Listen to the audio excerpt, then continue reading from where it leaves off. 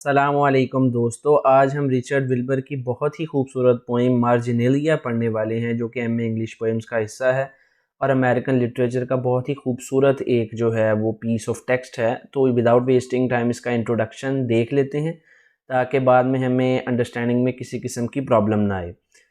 जैसा कि इसका जो टाइटल है दोस्तों, इसका मतलब होता है मार्जिनल नोट्स। मार्जिनेलिया से मुराद है मार्जिनल नोट्स। जैसे आप पेपर के ऊपर मार्जिन लाइंस लगाते हैं तो आप बताते हैं कि ये एज है, इससे आगे मैं नहीं लिखूंगा।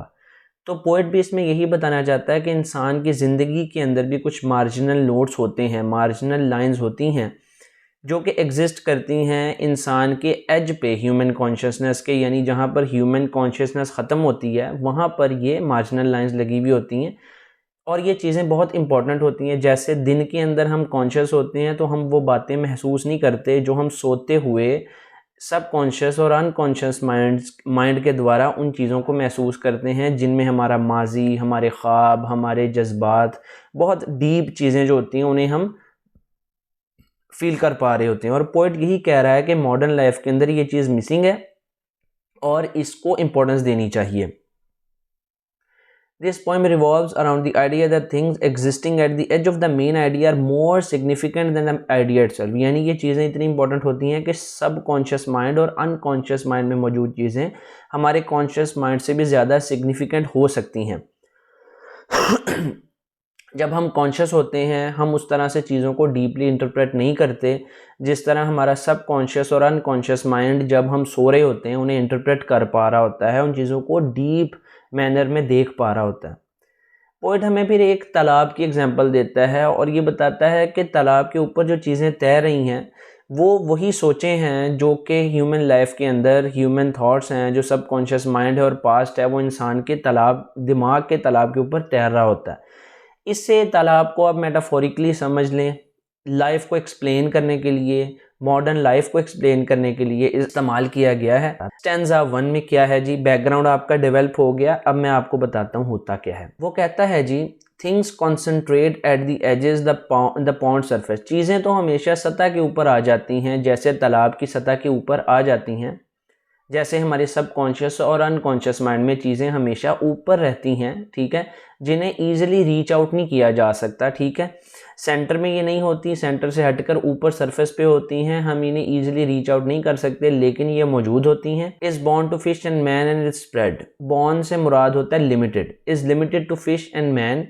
अब वो वैसे ये कह रहे हैं कि मैंने जो एग्जांपल दी है ये इंसानों और मछलियों तक लिमिटेड है, and it is spread in textiles come and domestic light on which.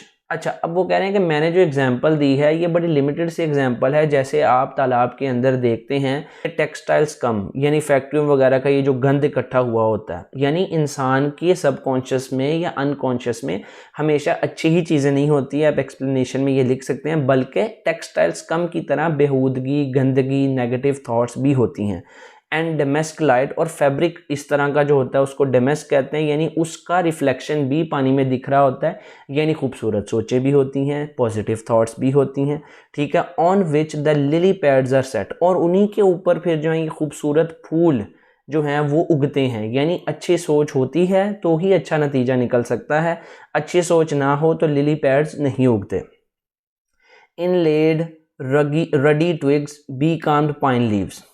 Ready twigs ये होते हैं, ठीक है, छोटी छोटी ये शाखें वगैरह ये भी ऊपर तैर रही होती हैं, यानी कुछ एडिशनल थॉट्स भी होती हैं। Be calmed pine leaves, pine leaves तो आपको पता है कि पाइन के पत्ते भी मौजूद होते हैं। एयर बबल्स, पानी के बुलबुले, ये बबल्स है बुनियादी तौर पर, बबल्स वैसे ही ज़रा पोइट्री में स्टाइल से चीज़ें लिखी जाती हैं तो उन्होंने लिखा एयर बबल्स, बबल्स मौजूद होते हैं। एंड चेन मेल ऑफ फ्रॉल्स, इस तरह की चेन वाले कपड़े जो होते हैं इनको चेन मेल बोला जाता है, यानी डिफेंसिव आइडियाज़ भी हमारे माइंड में मौजूद होते हैं। और यही सब वो बता रहा है कि हमारे सबकॉन्शियस माइंड में क्या क्या चीज़ें मौजूद होती हैं और उसको मेटाफोरिकली वो बता रहा है।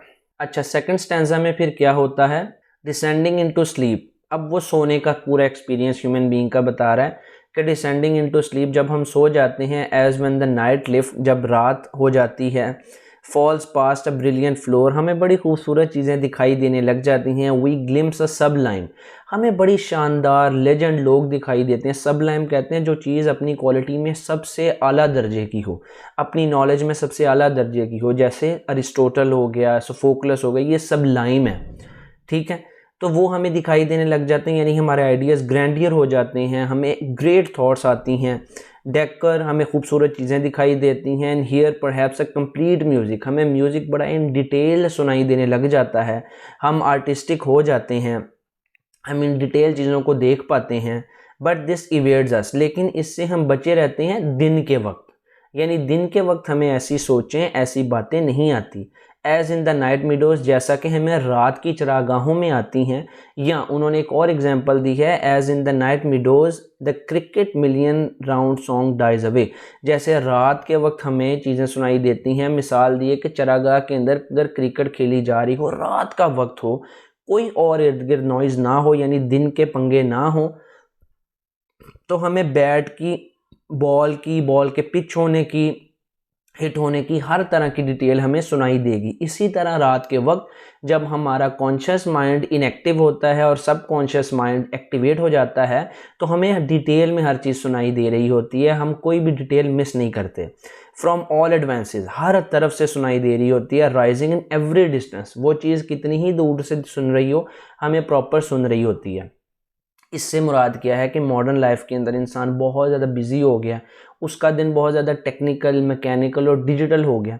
सोशल मीडिया को भी एज एन एग्जांपल आप इसकी रेफरेंस में डाल सकते हो कि सारा दिन सोशल मीडिया पे हम गुजार देते हैं, अपनी मसरूफ़ ज़िंदगी डिजिटल लाइफ है, उसके अंदर हमें ये खूबसूरत छोटी छोटी चीज़ें, ये वाली जो सोते हुए सब कॉन्शियस माइंड में फ़ील हो रही हैं, वो फ़ील नहीं हो पाती। लेकिन जब हम सोते हैं तो वही हमारा टिपिकल सब अनकॉन्शियस माइंड एक्टिव हो जाता है और हमें ये चीज़ें सुनाई देती हैं। यानी इंसान को इन चीज़ों को सुनना चाहिए, इन चीज़ों को महसूस करना चाहिए और इन पर अमल करना चाहिए। लास्ट स्टैंजा पढ़ने से पहले थोड़ा सा इसको देख लें। Human subconscious mind is discussed in this stanza, ये आपको मैं बता चुका हूँ। We see things deep ocean of desires, हमें अपनी तमाम तर ख्वाहिशात भी इसी टाइम सुझाई देती हैं। We feel eternal reality is not when we are awake but when we are sleeping, ठीक है, सोते हुए हमें ज़्यादा ये चीज़ें, हालांकि हमें नॉर्मली ये लगना चाहिए कि हम जब जाग रहे हैं तो हमारा माइंड ज़्यादा एक्टिव होना चाहिए, लेकिन रिवर्स होता है, उलट होता है। Stanza 3, are riches are centrifugal man compose, ये बड़ी खूबसूरत लाइन है, बड़ी डिटेल में आप इसको एक्सप्लेन कर सकते हैं। कहता है कि हमारी जितनी मालो दौलत है, आर सेंट्रीफ्यूगल, एक होता है सेंट्रीपेटल जो कि फिजिक्स का फिनोमिना है कि हर चीज़ सेंटर में जाती है अपने, ये उलट है उसका, यानी हर चीज़ सेंटर से हटती है अपने, ठीक है। थॉट्स हैं, थेरीज हैं, कहता है कि हमारी जो दौलत है वो सेंटर से हटती है, यानी हमसे दूर भागती है। Man compose daily unwittingly there final dreams, इंसान जो हैं वो बड़े ख्वाब सजाते हैं सारा दिन, अनविटिंगली, यानी बिना सोचे समझे, ठीक है। विटिंगली होता है बड़ा सोच समझ के कोई जवाब देना, या बड़ा विटी होना जिसे हम कहते हैं। अनविटिंगली यानी सादगी से हम बड़े ख्वाब सजाते हैं, देयर फाइनल ड्रीम्स, कि हम ये करेंगे, हम वो करेंगे। लेकिन जो दौलत है वो तो सेंट्रीफ्यूगल है, सेंटर से दूर भागती है। And those are our own voices whose remote, और हमारी ही आवाज़ें हमें रात के वक्त इकट्ठी होकर कोरस की शक्ल में सुनाई देती हैं। ऑन द वर्लपुर रिम, वर्लपुर रिम भी आपको बताएंगे क्या होता है। सादे लफ्ज़ों में आप यहाँ पर ये समझ लें कि हमारी जो बातें होती हैं, हमारी जो सोचें होती हैं, वो हमें रात को कोरस की शक्ल में, जब ग्रुप में लोग गाना गाते हैं किसी प्ले के अंदर तो उसको कोरस बोला जाता है, वो हमें सुनाई दे रही होती हैं, यानी हमारी बातें हमें रिपीट होकर के सुनाई दे रही होती हैं।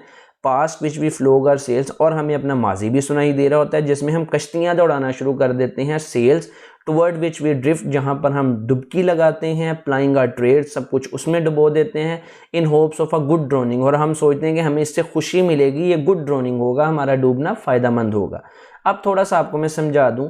सेंट्रीफ्यूगल कहते हैं चीज़ सेंटर से दूर भागने को, सेंट्रीपेटल कहते हैं सेंटर में चीज़ का होने को, सेंटर में जो फोर्स चीज़ को सेंटर में रखे। यहाँ से वो मुराद एक लिटरेरी डिवाइस यूज़ कर रहे हैं कि चीज़ हमेशा वैसी नहीं होती जैसी साइंस कहती है या जैसा ओवरऑल थॉट पैटर्न होता है। इसको वर्लपुर रिम कहते हैं। वो कहते हैं कि मेरी सोचों की ये जो वर्लपुर रिम है, ये जो नदी के अंदर गोल गोल, ये समंदर के अंदर यूँ पानी इकट्ठा होता है, इतनी गहरी मेरी सोचें हैं जिसके अंदर मैं कश्ती अपनी दौड़ाना चाहता हूँ, मैं अपने माजी में डूब जाना चाहता हूँ, इसकी गहराई में मैं डूब जाना चाहता हूँ। यानी वो सिंपली ये कहना चाह रहे हैं कि इंसान की ज़िंदगी ऐसे ही चलती रहती है और वो अपने माजी से इंस्पायर होता रहता है, उसमें डुबकियाँ लगाने की कोशिश करता है जब भी वो सोता है, और यहाँ पर ये पोइम एंड हो जाती है। तो keep watching, keep supporting, thank you, अल्लाह हाफिज़।